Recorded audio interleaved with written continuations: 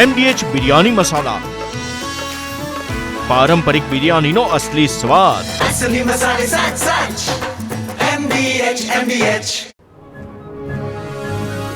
ગુજરાતમાં ચોમાસું 12 થી 15 જૂન સુધી પહોંચશે. હવામાન નિષ્ણાંત અંબાલાલ પટેલની ચોમાસાની આગમનને લઈને આગાહી. 15 થી 19 જૂન સુધીમાં ચોમાસું કેટલાક વિસ્તારોમાં આવરી લેશે.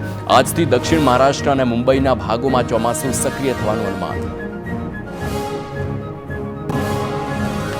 અંબાલાલ પટેલની સુરેન્દ્રનગર, ચોટીલા અને હળવદમાં વરસાદની આગાહી. વડોદરા અને પંચમહાલમાં અતિ ભારે વરસાદની છે સંભાવના. ભાવનગર, બોટાદ, અમરેલીમાં ભારેથી અતિ ભારે વરસાદના એંધાણ. ઉત્તર ગુજરાતમાં કડી, કલોલ, મહેસાણામાં પણ વરસી શકે છે ધોધમાર વરસાદ. રાજકોટના ગોંડલ પંથકમાં સતત બીજા દિવસે વરસાદ વરસ્યો. પાચિયાળી અને આસપાસના ગ્રામ્ય વિસ્તારોમાં પડ્યા વરસાદી ઝાપટા. વાવણી લાયક વરસાદ પડતા ખેડૂતોમાં ખુશીનો માહોલ. ડાંગના ગિરિમથક સાપુતારામાં વાતાવરણ પલટાયું છે. પર્વતીય વિસ્તારમાં ગાઢ ધુમ્મસમાં તે લપેટાયું છે. તો સર્પગંગા તળાવ, સનરાઈઝ પોઈન્ટ પર ગાઢ ધુમ્મસના દ્રશ્યો સામે આવ્યા. ધુમ્મસના કારણે વિઝિબિલિટી પણ ઝીરો થઈ. વેકેશનને લઈ સાપુતારામાં મોટી સંખ્યામાં સહેલાણીઓ ઉમટ્યા.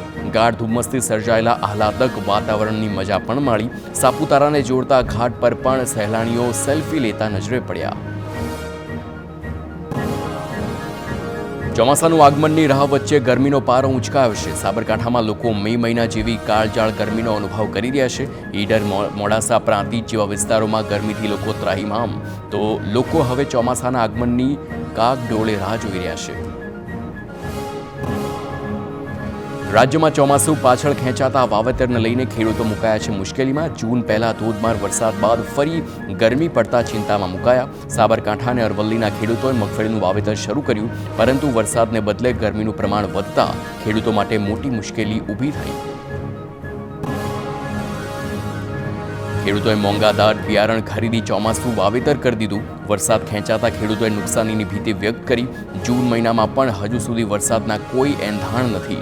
ચોમાસું આગમન તેનું ન થાય અને વરસાદ ન પડે તો ખેડૂતોએ કરેલું વાવેતર નિષ્ફળ જઈ શકે. વેપારીને આરોપી જય ગઢવી અવારનવાર ફોન કરીને ધમકીઓ આપતો અને ખંડણીની માંગ કરતો, જેથી વેપારી આરોપીને મળવા જતા આરોપી અને તેના સાગરીતોએ વેપારી પર હુમલો કર્યો. આરોપી જય ગઢવી ગુનાહિત ઇતિહાસ ધરાવતો હોવાનું પણ સામે આવ્યું. દાહોદના મનરેગા કૌભાંડ મામલે 3 આરોપીના રિમાન્ડ મંજૂર. દાહોદ કોર્ટે 3 આરોપીના 3 દિવસના રિમાન્ડ મંજૂર કર્યા. તત્કાલીન ટીટીઓ અને 2 એકાઉન્ટન્ટની કરાઈ હતી ધરપકડ. મનરેગા કૌભાંડ પર જામીન બાદ અન્ય ગુનામાં પણ થઈ હતી ધરપકડ. 45 લાખથી વધુના મનરેગા યોજનાના કામ થયા વગર બિલ કરાયા હતા મંજૂર.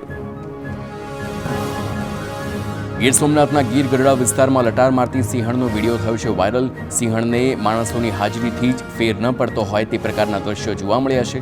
સિંહણે લોકોની વચ્ચે જઈને પાણી પી પોતાની તરસ છુપાવી છે. સિંહ અને માનવની મિત્રતા હોય તેવા વિડીયો સોશિયલ મીડિયામાં વાયરલ. MDH કિચન મસાલા રસોડામાં હોય તો આપણે કાંઈ પણ બનાવી શકીએ છીએ. રીંગણાનો ઓળો, બટેટા ફુલાવર, ભીંડી મસાલા અને બીજું ઘણું બધું. MDH